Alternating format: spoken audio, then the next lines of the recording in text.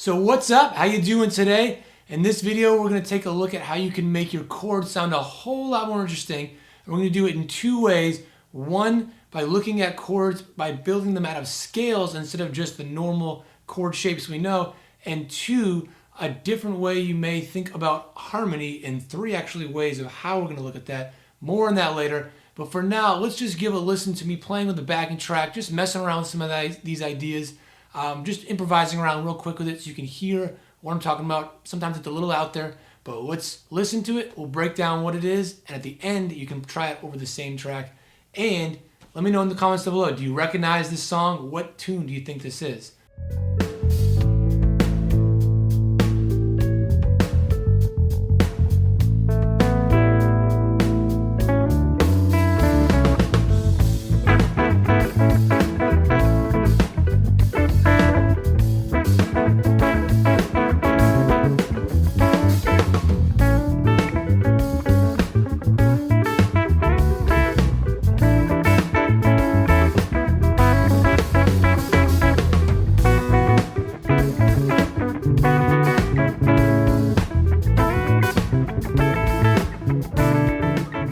So first off, we're looking at this playing around just an A to keep it simple. We're just going to apply it to any chord, major chord, and we can apply this to minor chords, and really any chord too if you just adjust a few things. And in the future, I'm going to make more videos on how we can apply this to chord progressions, two chords, eventually 3, 4, or whatever. But for now, we'll stick with just one, sticking with an A. And we're going to do it right here on this spot. And this is jamming over an A mixolydian, and if you don't know what that means, it's okay. It's a fancy name. It just means, the A major scale, except with a flatted seventh. So going up the scale with this note, I've got it written out here instead. So we're gonna focus on just this spot right here. But we can just ignore that note. That's not too important for now. So looking at this chord though, got that chord right there. First off, just play anything in here. We don't have to always play this note. We can play these different notes here. Play these two. Why not just play that? If you're playing with a band or a backing track or something, the bass player is often revolving around the root of that chord. So in this case, A. So we don't need an A. We don't need this low A. We don't even need this A. We can just play these two. And A is a good example because if we want to hear how it does sound with a lower root, we've got this open A right here we can hit to just let that kind of drone on and then hear how that sounds. Because without that, okay, you hear how it sounds, but not quite as well as the context, of hearing that. And that can work as an A. It's a little out there, but maybe, okay, you want it to be not that out there. Play these two. That's part of the chord. Or you can, for a second, play it there.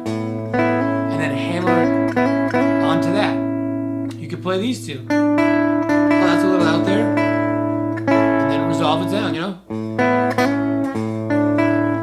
So you can get these different chord sounds by just playing two notes. We don't have to always be playing, big, block power chords. Or bar chords, we can just play 2 notes, 3 notes. We can really mix it up, and it really opens up possibilities for different sounds and being more melodic with our playing too.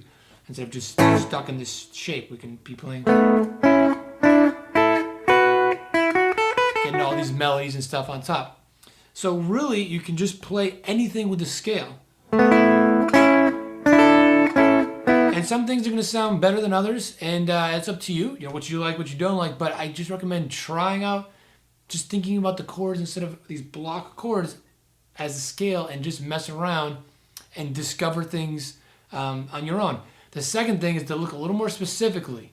So what kind of harmony do you normally hear? We have intervals that are the building blocks of notes, building blocks of pitches, and that's just the distance between two notes. So a lot of chords have what they call major and minor thirds in there, and that gives it a certain sound. So right here, these two notes in the middle, that's a major third.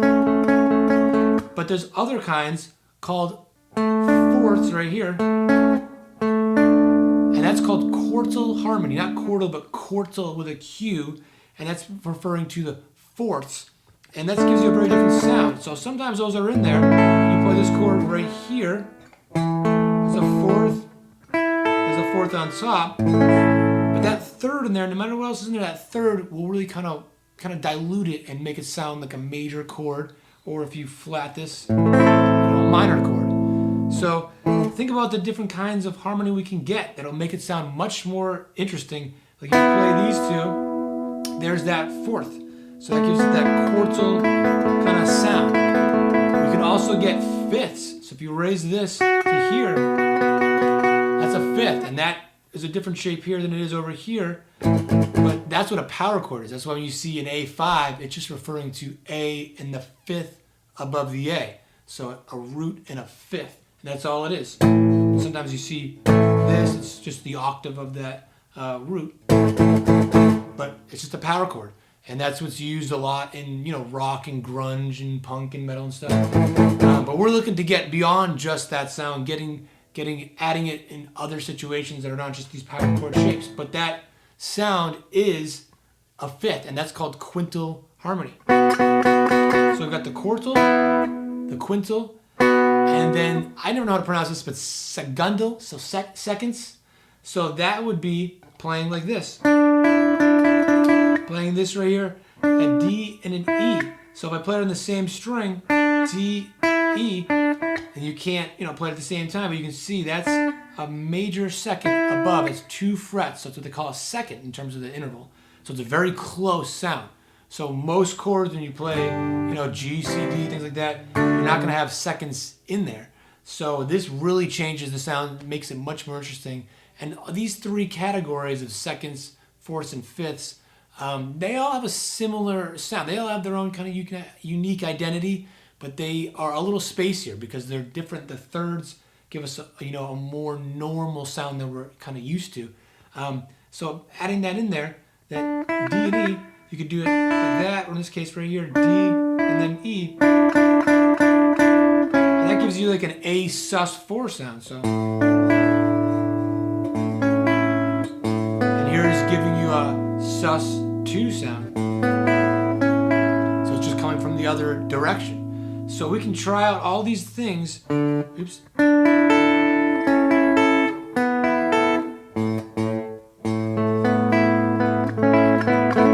One thing I do a lot is I'll play like an A, like this, right? These 3, it's like a triad, so just part of this shape, but just these 3. But play it like this, which may seem really weird. The weak fingers. But then I can get this note down here, and I can do this, and sometimes I do just that, or I just hammer on real quick. So it's like playing this, but just a quick hammer on, or just a back and forth sometimes. Go a little bit higher up.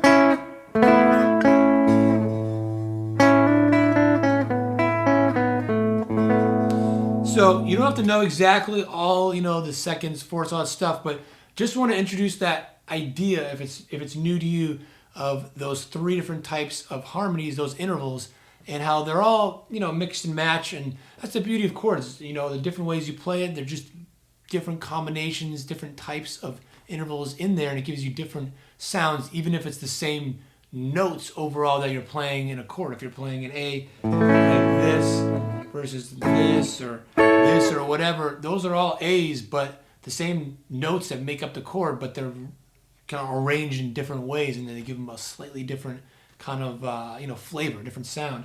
So toy around with some different sounds there. Try thinking about playing over a chord with just the scale instead of just thinking about a blocked chord, and think about those 3 types of harmonies, seconds, fourths, and fifths, and try it with the track, and just get used to it over this one kind of chord vamping, and then eventually you can grow from there and start doing it over chord progressions as well, and it'll definitely make your chords sound much, much more interesting, much more different than just playing the normal kind of chord progressions and stuff. But more on that later. So for now, just toy around with it and discover some sounds and have fun with the track. See you in the next video.